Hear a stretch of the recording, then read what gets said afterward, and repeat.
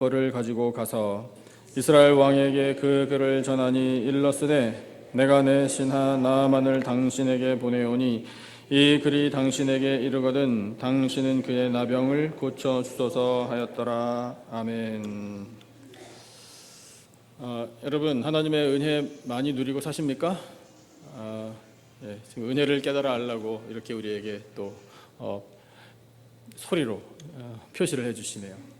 감사합니다. 여러분, 다시 여쭤볼게요. 은혜 누리고 사십니까? 자, 은혜를 누릴 수 있는 것을 하나님의 말씀으로 다 가르쳐 주셨어요. 그래서 우리는 항상 말씀을 근거로 이 은혜를 늘 간직해야 합니다. 그리고 은혜를 누려야 하고요.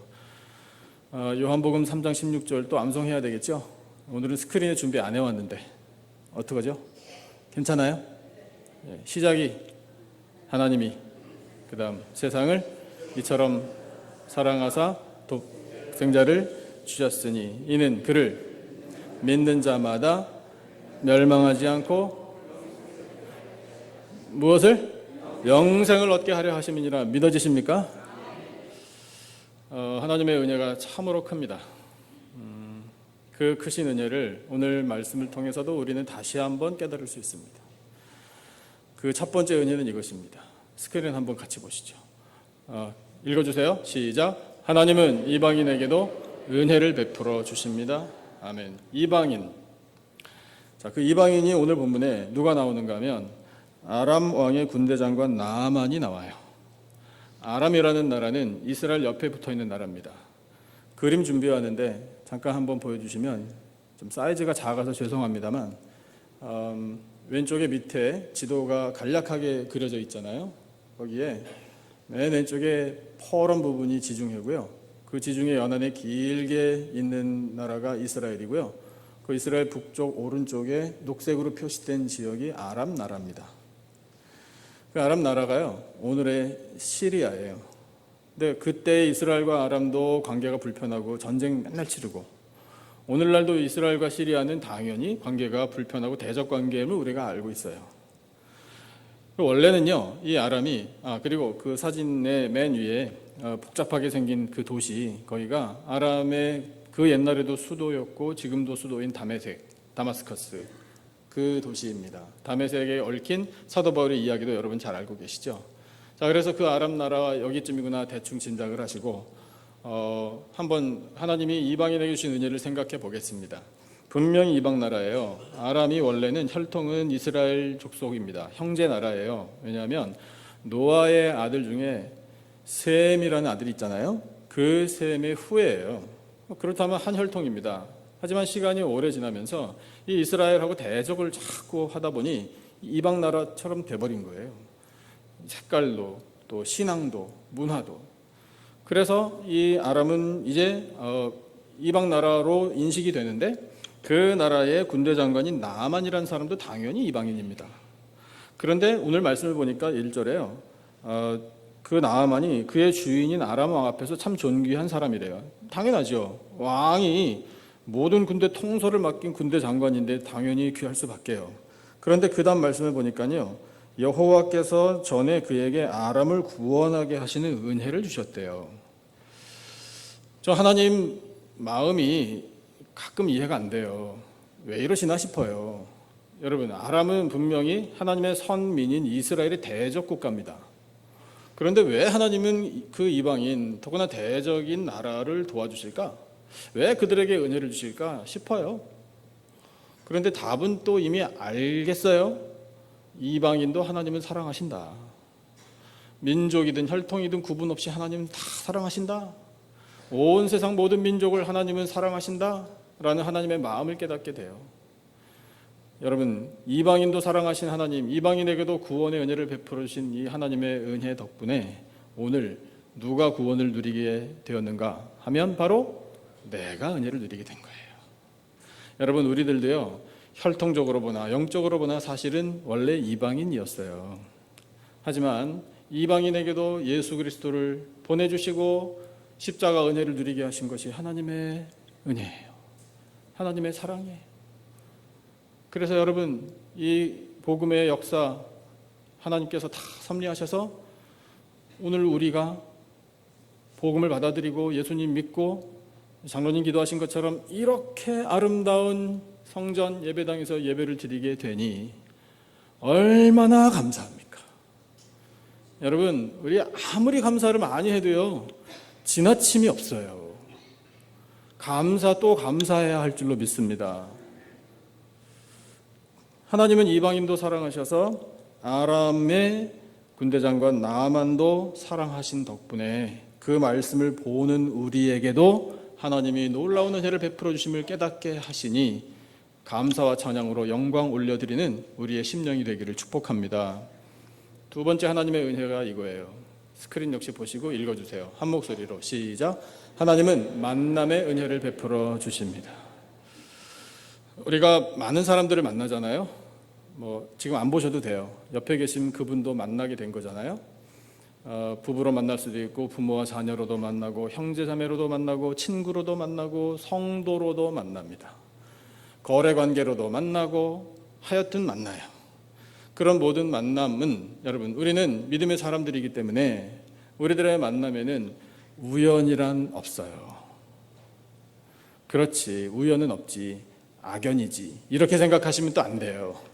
여러분, 어쩌다가 내가 이 사람을 만나게 됐나? 아니에요. 그게 아니고요. 여러분, 모든 만남에는 다 하나님의 뜻이 들어있는 줄로 믿습니다. 이건 섭리예요. 그래, 그런 줄 알고 그냥 꼭 참고 살자 이러라는 것도 아니에요. 여러분, 모든 만남을 통해 하나님께서는 우리에게 기대하시는 게 뭐냐면요, 은혜를 전파하기를 기대하고 계십니다. 그리고 은혜를 전파할 뿐만 아니라 은혜를 함께 누리라고 만남을 허락해 주신 거예요. 여러분, 우리 교회 공동체 안에서 함께 성도님들을 만나게 된 것은 정말 하나님의 놀라운 사랑인 줄로 믿습니다.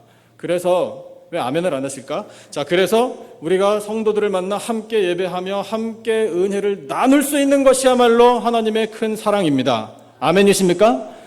여러분, 그래서 우리는 만남을 소중히 여겨야 돼요.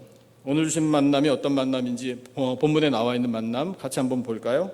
2절 함께 읽어보겠습니다. 2절 다 같이 한 목소리로 시작. 전에 아람 사람이 떼를 지어 나가서 이스라엘 땅에서 어린 소녀 하나를 사로잡음에 그가 나아만의 아내에게 수종들더니.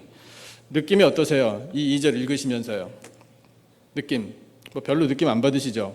저도 별로 느낌 없어요. 그랬나 보지 이래요. 그런데 여러분, 조금만 더 생각해 보면은요, 이건 비극이에요. 우리는 이 한 구절에 담겨 있는 심각성을 제대로 느끼지 못해요. 상상을 좀 해봐야 할 필요가 있습니다. 여기에 등장한 소녀의 마음을 한번 헤아려 보죠. 갑자기 대적의 나라에서 어떤 사람들이 때로 몰려왔습니다. 그래서 나이가 어린 소녀인 이 연약한 나를 잡아다가 노예로 삼아버렸습니다. 여러분, 그런 비극은 일어나면 안 되는 거 아니에요? 이건 정말 사건이에요. 그래서 계속 그 소녀의 마음을 우리가 조금만 헤아려 본다면 얼마나 공포심이 컸겠습니까? 어린 나이에 남의 나라의 노예로 잡혀가는 그 상황 속에서 정말 내가 살지 죽을지도 모르는 그런 위기를 만난 거예요. 앞이 캄캄한 거예요. 소망이 없어요. 꼼짝없이 죽었구나. 그거예요. 내 인생은 여기서 정말 완전히 망쳐버렸구나. 소녀의 가족은 어땠을까요? 느낌이. 아유, 그래 잘 가라. 우리 딸 그렇게 외국에서 살고 싶어 하더니. 그랬을까요? 여러분, 그 찢어지는 가슴을 누가 달래요? 이 소녀의 부모의 상처와 슬픔을 어떻게 보상받아요? 나라적으로도 얼마나 힘든 일이에요? 이 한 구절은요, 정말 깊은 상처와 슬픔과 절망과 공포를 우리에게 보여주는 겁니다. 그런 상황 한가운데에 이 어린 소녀가 있었다. 하나님이 이렇게 우리에게 말씀하고 계셔요. 그런데 이 소녀를 하나님께서 그냥 그렇게 남의 나라 노예로 잡혀갔다더라 이렇게 해가지고 한 페이지 지나가는 것이 아니라 그 소녀를 통해 하나님의 만남의 은혜를 베풀어 주셨음을 우리에게 보게 하셔요. 누구를 만나는가 하면 나만 장군의 아내를 만나요. 나만 장군의 아내와의 만남이에요. 가만히 생각해 보면은요, 인간적으로 얼핏 보면은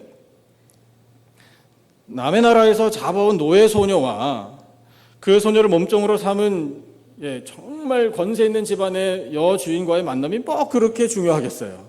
그냥 이 여주인의 나만 장군의 아내 입장에서는 종이 하나 왔구나, 부르면 돼요. 얘를 어디다 써먹을까? 이 정도 하면 그냥 지나가요. 그런데 하나님께서는 그 만남을 통하여 하나님의 뜻을 이루어 가신다라는 것을 보게 하시는 거예요. 이 만남은 보통 만남이 아닙니다. 오늘 말씀에 따라서 이해를 하고 보니 하나님의 은혜를 전파하게 하시는 만남이 된 거예요. 그러면 여러분, 우리의 만남이 어떤 만남이든지 간에 하나님이 원하시는 건 은혜를 전파하게 하기 위함이라 이것을 우리가 깨달으면 그 만남은 소중한 거예요. 그래서 이 만남을 통해 어떻게 은혜를 전파할까? 어떻게 은혜를 함께 나눌까? 어떻게 하나님의 은혜를 찬양할까? 여러분, 이것이 모든 만남을 허락하신 하나님의 뜻을 깨닫는 일입니다. 그러므로 사랑하는 성도 여러분, 어떤 만남이든지 간에 그 만남을 통해 은혜를 많이 누리시기를 축복합니다. 하나님의 은혜가 반드시 들어있을 거예요. 그래서 셋째 하나님의 은혜로 넘어가 보겠습니다. 자, 읽어주세요. 스크린에 보이시죠? 다 같이 한 목소리로 시작. 하나님은 은혜를 전해주는 말을 통하여 은혜가 유통되게 하십니다. 아멘. 오늘 설교의 제목이 은혜를 유통하는 삶이에요. 자, 유통하게 하는 방법이 말에 있음을 오늘 본문을 통해 우리에게 알게 하십니다. 우리 성도님들 가운데 유통업에 종사하시는 분들이 많이 계시죠. 경제적인 단어잖아요. 유통의 뜻이 뭡니까? 생산자가 있습니다. 생산자로부터 1차 도매업자가 물건을 사가죠. 홀세일, 트레이더. 2차 도매상도 있을 수 있죠. 어쨌든 도매상을 거쳐 그 다음에 누구에게 가나요? 소매업자에게 가지요. 리테일 트레이더에게 가죠.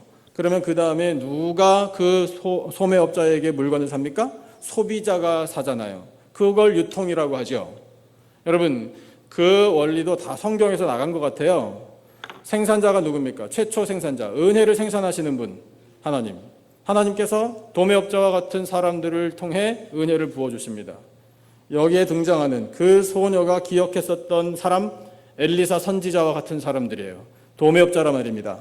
그 사람이 그 다음에 많은 사람들에게 은혜를 전달해 줘요. 그 은혜를 전달받은 사람이 그 즉시에서 은혜를 누리는데 은혜 받은 사람이 또 가서 다른 사람들에게 은혜를 전해요. 여러분, 그 원리가 오늘 말씀에 그대로 나타나요. 그런 의미에서 하나님께서는 우리들의 삶을 은혜를 유통하는 삶으로 사용하시는 겁니다. 자, 그래서 세 번째 나타난 은혜가 어떤 은혜인가 하면 말을 통해 하나님의 은혜가 유통되게 하신다라는 사실인데 어떤 말인가? 자, 3절을 한번 같이 보실까요? 3절 한 목소리로 읽어보겠습니다. 다 같이 시작. 그의 여주인에게 이르되 우리 주인이 사마리아에 계신 선지자 앞에 계셨으면 좋겠나이다. 그가 그 나병을 고치리이다 하는지라. 아멘. 소녀가 무슨 말을 했죠? 우리 나의 여주인님의 남편이신 나만 장군을 보니 참 마음이 안타깝습니다. 이런 마음으로 말을 하기를, 내가 잡혀온 내 나라에 가면 사마리아에 선지자가 계신데 그 선지자를 만나기만 하면 우리 주인의 나병은 고칠 수 있습니다 라는 확신의 말이에요. 여러분, 잘 보셔야 돼요. 선지자에게 가면 우리 주인 나만의 병이 나을 수도 있습니다가 아니에요. 안 나았더라도 믿져야 본전 아니겠습니까? 한번 가나 보시죠. 이거 아니에요. 이 소년은요, 몇 퍼센트 확신하는가 하면 100% 확신하고 있어요. 선지자에게 가면 나병은 낫습니다 이렇게 믿은 거예요. 그 말이 은혜를 전파하는 말이 된 거예요. 자, 그러면 여러분, 이와 같은 모든 일들이 과연 누구의 일을 미리 보여주시는 일인지 우리 이제 짐작이 되죠? 그게 바로 예수님께서 하신 일을 미리 보여준 일이에요. 그런 것을 예표라고 우리가 이야기해요. 이 땅에 오신 예수님이 많은 병자들을 고쳐주시고 심지어 죽은 사람들까지 살려내신 그 일을 미리 보여주셨구나. 은혜의 예수님, 병 고쳐주시는 예수님, 죄인을 구원하시는 예수님, 그 예수님의 은혜를 미리 보여주신 이 하나님은 약속을 성취하시는구나. 이걸 깨닫게 해주시는 거예요. 그 약속이 성취된 증거가 바로 우리들이잖아요. 소녀가요, 여기에 잡혀오기 전에 우리는 알 수 있어요. 이미 믿음을 갖고 있었어요. 하나님을 향한 그 믿음이 조금도 흔들림이 없어요. 그런데 그 하나님의 은혜를 어떻게 이 소녀가 알게 됐는가 하면 엘리사 선지자 덕분이에요. 엘리사 선지자 누군지 되게 다 아시죠? 엘리사 선지자의 멘토, 스승이 누구죠? 엘리야예요. 엘리야가 얼마나 위대한 선지자입니까? 능력의 종이에요. 갈멜산에서 바알 선지자, 아세라 선지자 850명 상대해서 850대 1의 영적인 전쟁에서 하늘의 불을 받아 승리한 사람이 엘리야예요. 우리 오늘 찬양했잖아요. 뭐를 내려주셔서? 불을 내려주셔서, 성령의 불을 내게 내려주셔서 우리 찬양했잖아요. 엘리야가 불의 사람이란 말입니다. 그것뿐만입니까? 많은 기적들 엘리야를 통해서 하나님께서 보여주셨잖아요. 그 기적들을 일으킨 엘리야가 사역의 바통을 이어준 사람이 바로 엘리사 선지자예요. 엘리사 선지자가 엘리야가 하나님께서 회오리 바람으로 하늘로 죽음을 보지 않고 쭉 올라가게 하실 때 그 전에 엘리야가 기회를 줘가지고 구하라, 기도 제목이 뭐냐, 이렇게 말을 딱 했을 때 엘리사가 준비된 대답을 드리죠. 무엇을 구했나요? 선생님, 엘리야 당신에게 임했던 성령의 권능, 그 영감이 내게 갑절이나 더하기를 원합니다. 훌륭해요. 정말 하나님께서 그 엘리사의 소원을 들으시고 기뻐하셨을 거예요. 그래서 엘리사에게 능력을 베풀어 주셨습니다. 엘리사를 통해 하나님이 베풀어 주신 기적이 나타난 것이 오늘 우리가 읽은 부분 바로 앞에 열왕기하 4장에 나타나요. 몇 가지 일들이 있는데 크게 두 가지 일만 한번 생각해 볼게요. 엘리사 선지자에게 제자들이 있었습니다. 그 제자들 가운데 한 제자가 살아있는 동안에 빚을 많이 졌나 봐요. 그리고 죽었어요. 근데 남겨진 가족들이 있었습니다. 아내와 두 아들. 그런데 남편이 죽고 나서 이 여인은 경제활동을 할 수 없었어요. 당시의 형편에 따라서. 근데 남편이 죽고 나서 빚쟁이가 와서 빚독촉을 한 거예요. 갚으라. 그런데 여인에게 갚을 능력이 없어요. 그러니까 빚쟁이가 그러면 네 두 아들을 노예로 끌고 가겠다. 지금 이렇게 된 거예요. 그런 위기에 이 여인이 엘리사 선지자에게 찾아왔어요. 그 엘리사가 권했습니다. 뭐가 있느냐? 집에 기름 한 병 있습니다. 오케이, 모든 그릇을 다 가져와라. 이웃들에게 빌려와라. 최대한 가지고 올 수 있는 모든 그릇들을 맥시멈으로 다 갖고 와라. 갖고 왔어요. 그 다음 기름을 부어라. 여인이 무슨 영문인지 모르고 기름을 붓기 시작했죠. 어떻게 됐어요? 모든 그릇에 기름이 가득가득 채워지는 기적을 경험했습니다.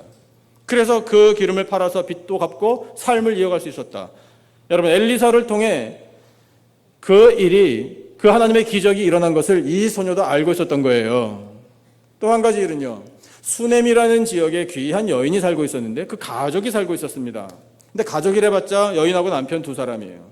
근데 이 여인이 엘리사 선지자를 잘 대접했어요. 자기 집에 있는 방 하나를 아예 마음껏 쓰시라고 내드렸습니다. 거기에 책상, 의자, 촛대, 침대, 음식까지 언제든지 제공해드렸어요. 참 귀해요. 목회자들은요, 그 구절을 대할 때마다 이런 생각을 해요. 엘리사는 좋겠다, 이런 느낌 받아요. 근데 저도 좋아요. 대접 많이 받아요. 그래서 참 감사해요. 근데 여러분, 그래서 수넴 여인 그 가족이 복을 받잖아요. 어떤 복? 엘리사를 통해 하나님께서 감동을 주십니다. 바라지 않았어요. 그런데 아들을 낳게 될 것이다.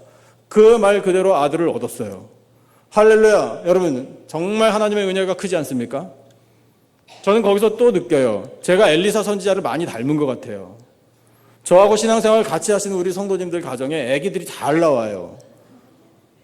여러분, 얼마나 감사한 일인지 몰라요. 여러분, 우리 교회 별명 알고 계시죠? 우리 교회 별명이 여러 가지가 있어요. 제가 가만히 생각해 보니까 꽤 많더라고요. 전원교회, 전원교회가 우리 교회 별명이에요. 여러분 주보에 우리 교회 표어도 있고 그다음에 사명선언문 있고 실천사명 있고 이거 다 문서화된 이 공식적인 것들이잖아요. 이거 말고요. 문서화되지 않았는데 비공식적이지만 하나님이 우리 교회를 통해서 그런 은혜를 누리게 하시는 우리 교회 별명들이 그런 거예요. 전원교회. 그다음에 또 생각해 보니까 꽃밭교회. 영어로 가든 처치. 얼마나 멋있어요. 여러분 오늘도 들어오시면서 어떻게 꽃 구경해 보셨습니까? 여러분 그런 거 감상할 줄도 아셔야 돼요. 잠깐 걸음을 멈춰가지고요. 우리 성도님들과 반가운 인사도 나누시지만 꽃들하고도 인사를 한번 나눠보세요. 얼마나 아름다운지 몰라요. 가든 처치 우리 교회 자랑이에요. 근데 그것과 더불어 우리 교회 별명이 있는데 두 가지만 더. 그 중에 하나는 분위기 좋은 교회 이거예요. 영적인 분위기 이걸 말하는데 한번 말씀해 보실래요? 분위기 좋은 교회. 그 우리 교회 별명이에요. 그걸 추구한 건 아닌데 물론 추구했지만 그 별명을 얻은 거거든요. 그 다음에 마지막으로 또 우리 교회에 붙은 별명 애 잘 낳는 교회. 이게 됐단 말입니다. 여러분 얼마나 소망이 있는지 몰라요. 가끔은요 무서워서 저를 피해 다니는 젊은 가정들도 있긴 있었어요. 하지만 여러분 우리 교회 보세요. 이제 2부 예배 끝나고 점심 식사 하시면서 한번 보세요. 애들 뛰어노는 소리를 한번 들어보시고요. 그 모습을 한번 지켜보세요. 지상 낙원이 정말 따로 없어요. 여러분 우리 교회에서 우리 다음 세대 어린 새싹들이 이렇게 무럭무럭 자라고 기뻐 뛰놀고 찬양하고 말씀 듣고 최고입니다. 최고. 그게 최고예요. 그래서 여러분 하나님께서 자녀를 얻게 하시는 것은 참 크신 은혜이기 때문에 우리는 사명감을 가지고 자녀들을 많이 낳아야 돼요. 아멘을 많이 하셨으면 좋을 뻔했는데 많이 자녀들을 낳으시기를 축복하고 또 그렇게 격려해 주시고 기도해 주시면 감사하겠습니다. 엘리사 통해서 그런 은혜가 임했어요. 근데 문제가 생겼죠. 그 어린 아들이 죽었네요. 이렇게 큰 슬픔이 있어요. 그래서 그 아들의 어머니 수넴 여인이 엘리사 선지자에게 찾아와서 원망하잖아요. 내가 언제 아들 달라고 그랬냐고. 처음에 그 얘기할 때 아이 거짓말하지 마시라고 내가 그렇게 얘기했지 않냐고. 어떻게 해요 이거를. 그래서 하나님께서 엘리사 선지자를 통해 또 능력을 베풀어 주시죠. 죽은 아들 살려주셨잖아요. 할렐루야. 여러분 그것이야말로 예수님께서 보여주시는 부활의 비전입니다. 엘리사가 그런 사람임을 이 소년은 다 알고 있었어요. 적어도 북이스라엘 안에서 엘리사를 통해 베풀어지는 그 하나님의 놀라운 기적과 은혜를 모른다? 그 사람은 이방인이에요. 소녀가 그런 일들로 인하여 엘리사는 능력의 선지자다라는 사실을 확신하고 있었기 때문에 무엇까지 확신했나? 죽은 사람도 다시 살려낸 선지자인데 그까지 나병쯤이야! 이렇게 확신한 거예요. 멋있지 않아요? 그러니까 자기 주인에게 말하기를 우리 나라 사마리아에 계신 선지자 앞에 계시면 그가 나병을 고치리이다! 이렇게 자신 있게 선포할 수 있었던 거예요. 이게 은혜의 말이에요. 그러면 여러분 그 은혜의 말을 통해 하나님께서 어떻게 역사하셨는지를 우리가 보게 되잖아요. 그것이 하나님이 은혜를 유통시키시는 방법이에요. 계속해서 말을 하게 하시고 마음을 주장하셔요. 그 다음에 어떤 일이 일어나는지 여러분 다 읽으셨으니까 아시죠? 이해하기 쉬워요. 나만이 그 얘기를 들었어요. 그 전에 소녀의 이야기를 들은 나만의 아내의 마음을 한번 헤아려 보죠. 남의 나라에서 노예로 잡혀온 어린 소녀입니다. 조그만 여자애가 이야기하는 게 뭐 그렇게 중요하게 들리겠어요. 이 여주인이 아이고야 됐어 이러면 끝나는 거예요. 만약에 무시했다면 전달 안 됐겠죠. 그런데 하나님께서 나만의 아내의 마음을 주장해 주신 거예요. 그래서 그 소녀를 통해 말한 그 말 한마디가 귀에 들리게 하신 거예요. 귀담아 듣고 남편에게 말하게 하신 거예요. 이게 은혜를 유통시키는 방법이에요. 그럼 남편 나아만은 또 어때요? 여보, 그 조그만 여자애가 하는 말을 고지고대로 믿나? 이렇게 핀잔을 줄 수도 있어요. 근데 그게 아니에요. 나만의 마음도 하나님께서 주장해 주셨습니다. 그래서 아내의 말을 귀담아 듣게 하신 거예요. 또 유통되잖아요. 나만이 그래서 그걸 듣고 가만히 있던 게 아니라 자기 왕에게 갔네요. 왕에게 가서 허락을 받아 이제 그 선지자를 찾아갈 모양이에요. 그때 왕도 마찬가지. 여보시오, 장군, 지금 정신 차려야지 무슨 소리 하고 있느냐고. 북이스라엘하고 우리는 언제든지 전쟁을 치를 수 있는 나라인데 대적 국가에 가가지고 무슨 자기 병을 치료하겠다고 지금 그러는 거냐고 말할 수도 있었어요. 그런데 아니네요. 이 아람의 왕이 나만 장군의 말을 또 귀담아 듣네요. 그 아람 왕의 마음도 하나님께서 주장하신 줄로 믿습니다. 그래서 그냥 오케이 갔다 와라 이게 아니라 편지까지 써줘요. 여러분 얼마나 편지 쓰는 게 바보 같은 일이냐면 전쟁 치를 나라거든요.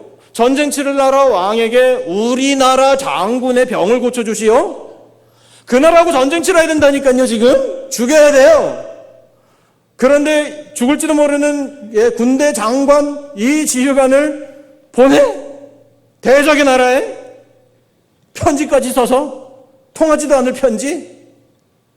얼마나 비상식적인 일이에요. 그런데 여러분 하나님께서 그렇게 일하고 계신다니까요. 그게 은혜를 유통하시는 하나님의 역사예요. 그 편지를 받아든 이스라엘 왕이 어떻게 반응을 보일지 우리가 짐작하잖아요.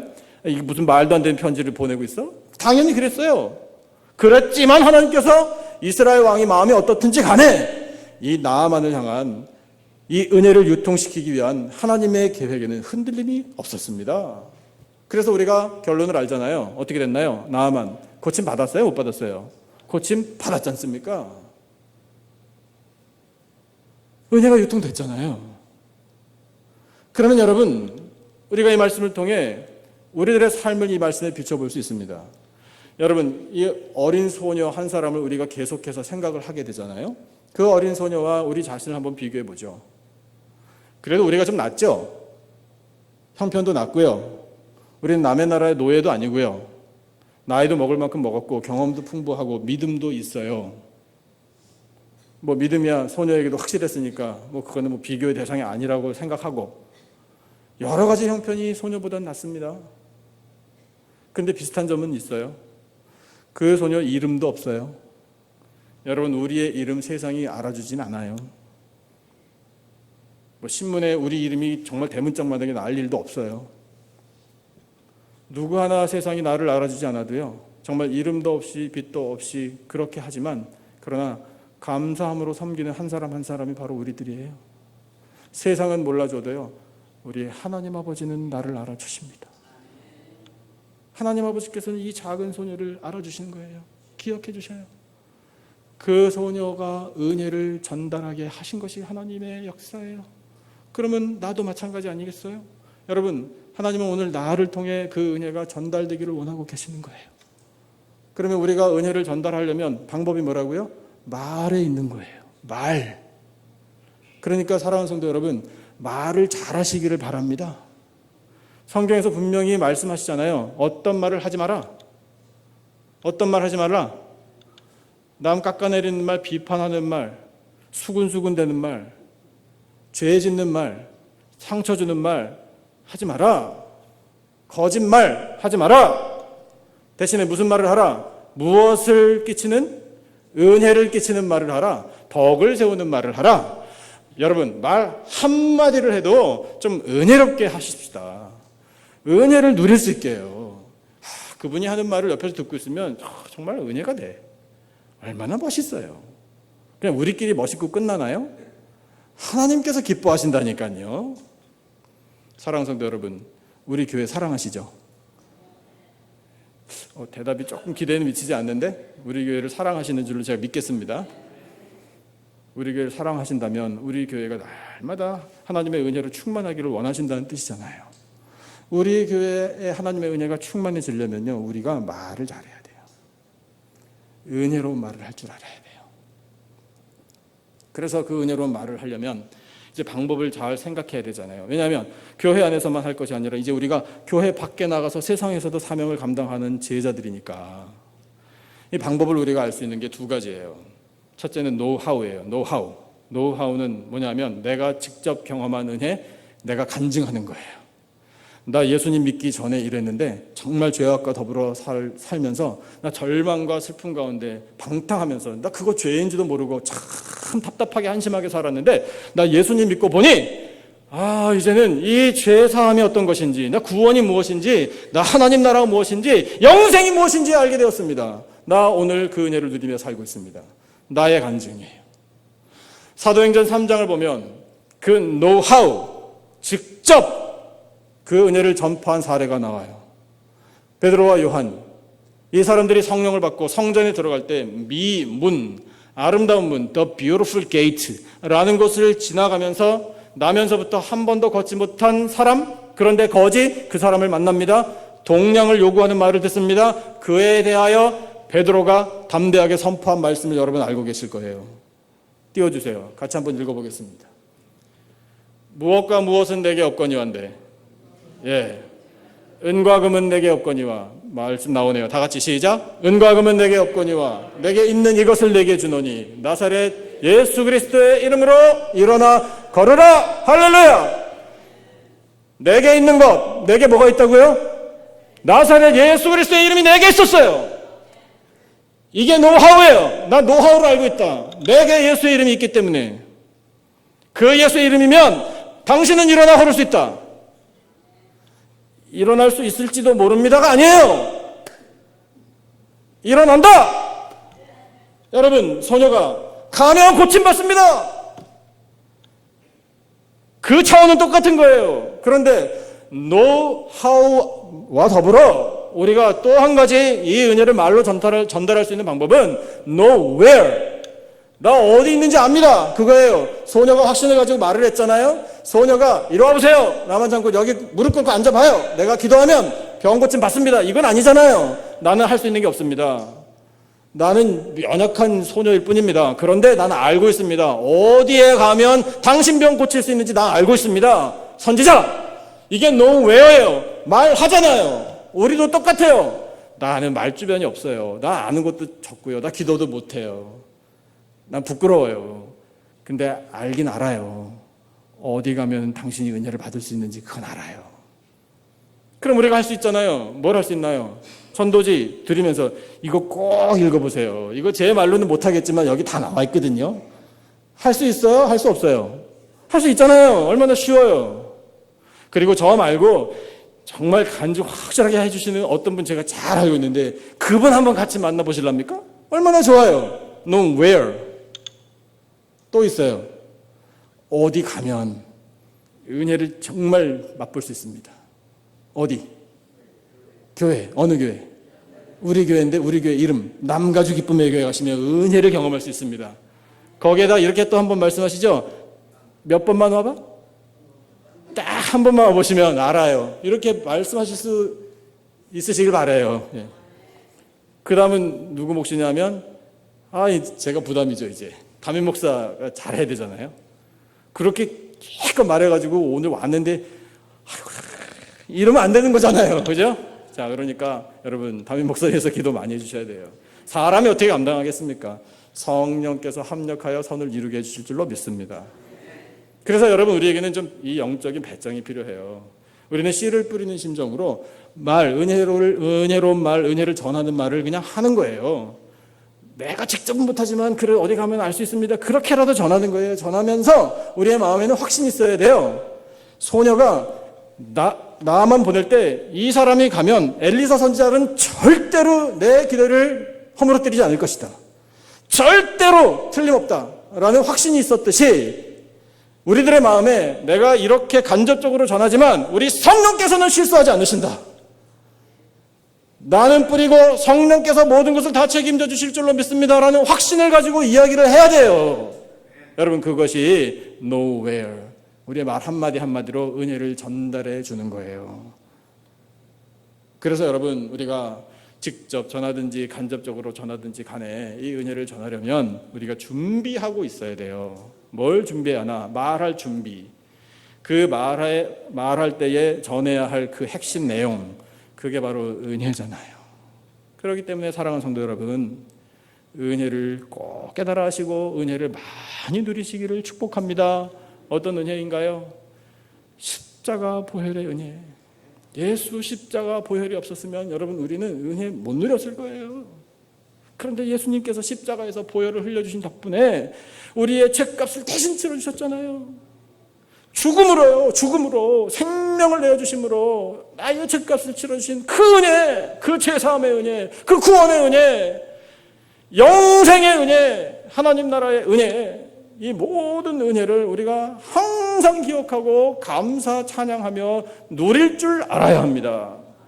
그렇게 준비된 한 사람 한 사람을 통해 하나님께서 세상의 은혜가 유통되게 하시는 거예요. 나는 한 사람에게만 전했지만 그 사람의 은혜를 말씀을 듣고 예수님을 믿게 되고 그 사람이 또 다른 사람에게 전하고 그 사람이 또 다른 사람에게 전하고 가족들에게 전하고 친구들에게 전하고 쫙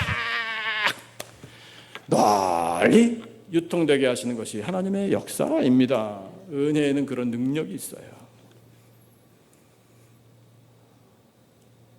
북아프리카에요, 알제리라는 나라가 있어요.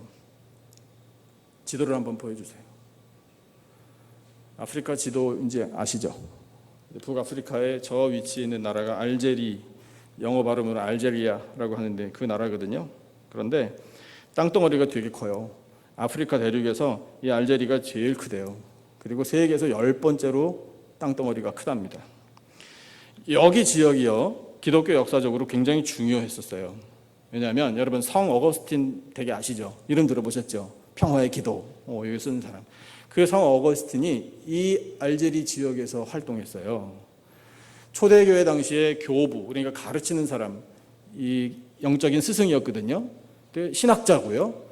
그 신학자들이 이 땅에서 많이 신학을 연구해가지고요, 정말 신학의 꽃을 피운 지역이라고 할 수 있어요. 그런데 문제가 생긴 것이 이 크리스찬 땅 주인들이요, 좀 사람들이 안 좋았나 봐요. 이 농민들이 반란을 일으켰어요. 그래서 전쟁이 일어났잖아요. 그 전쟁의 틈을 타고 이슬람이 이 나라를 그냥 점령해 버렸어요. 그래서 오늘날 무슬림이 95% 이상이에요. 그냥 아예 무슬림 국가가 돼버렸어요. 알제리 우리 그 한국인들은 좀 기분이 안 좋죠. 왜냐하면 지난번인가 우리 그날 교회에서 봤는데 월드컵 축구할 때 그냥 얼마나 상대가 안 되게 졌는지 아주 기억이 안 좋지만 우리 뭐 월드컵 그런 건 상관하지 말고 이 알제리가 무슬림 국가이기 때문에 우리는 금방 짐작할 수 있어요. 교회들이 있다고 하더라도 핍박을 엄청 받겠구나.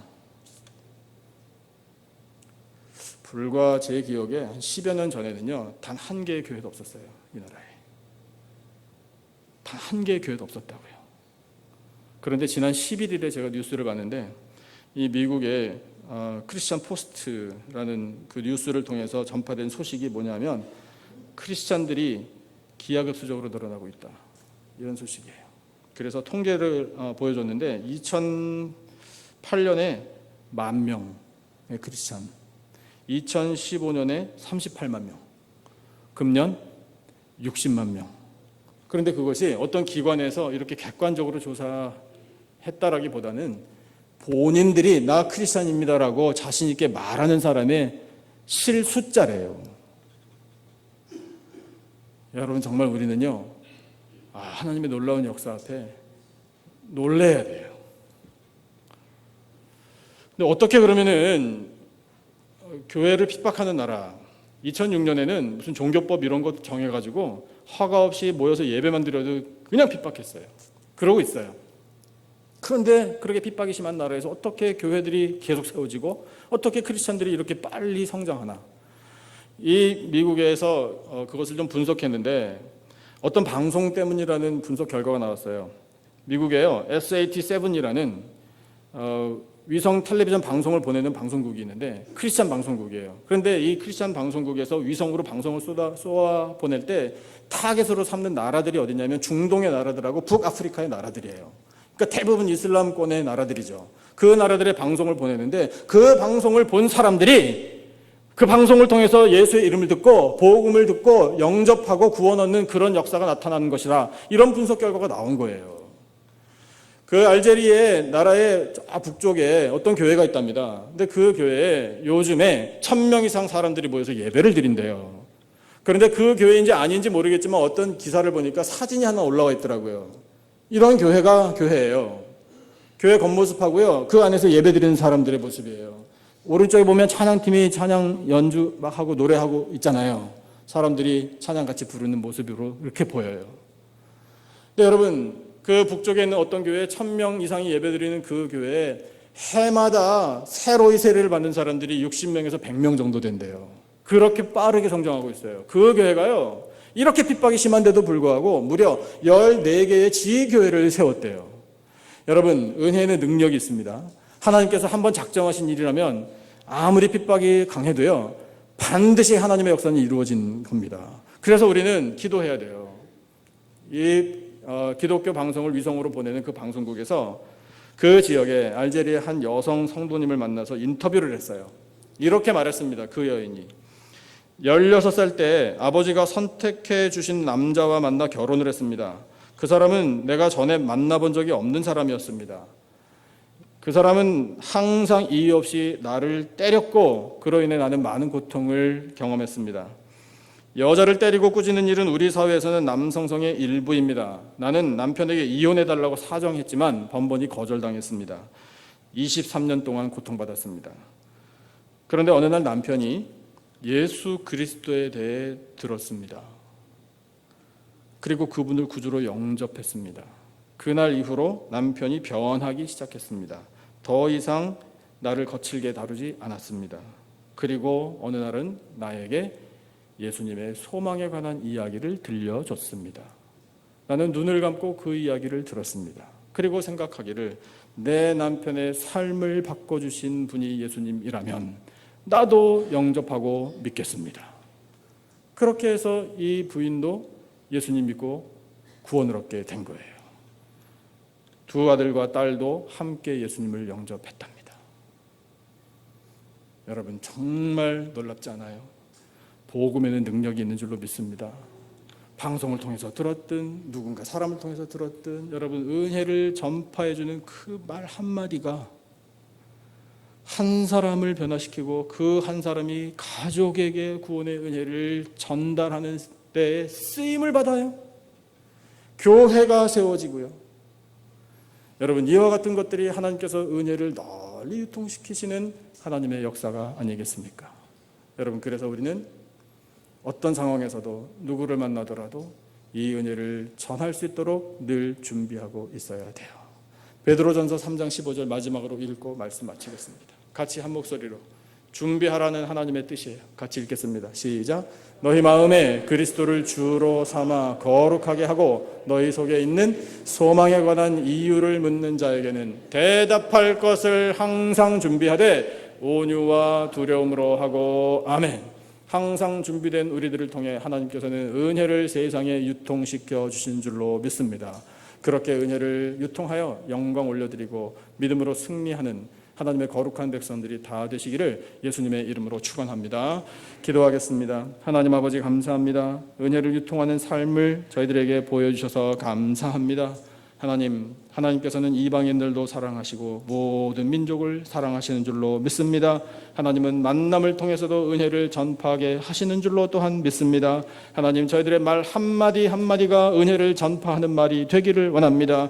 그렇게 할 때에 하나님께서는 은혜를 유통시켜 주시는 줄로 믿습니다. 이 은혜를 유통하는 삶을 살기 위해 항상 준비하겠습니다. 은혜로 준비하고 복음으로 준비하고 예수 그리스도의 이름으로 준비하겠습니다. 성령이여 권능을 베풀어 주시옵소서. 귀한 말씀 들려주심을 감사하오며 예수님의 이름으로 기도드리옵나이다. 아멘.